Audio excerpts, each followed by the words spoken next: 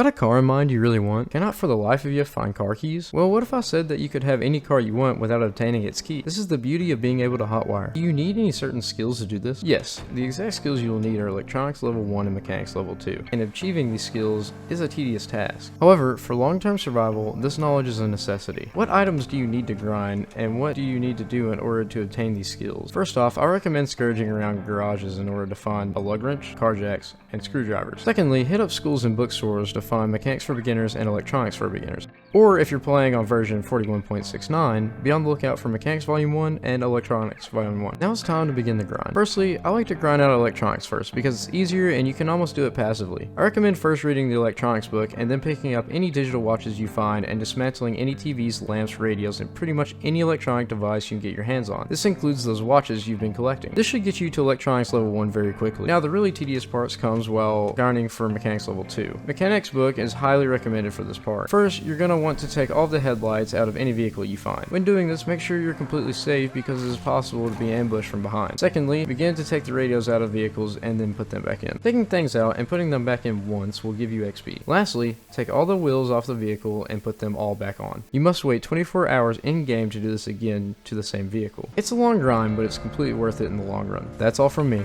I've been Pelagro, and stay safe out there, survivors.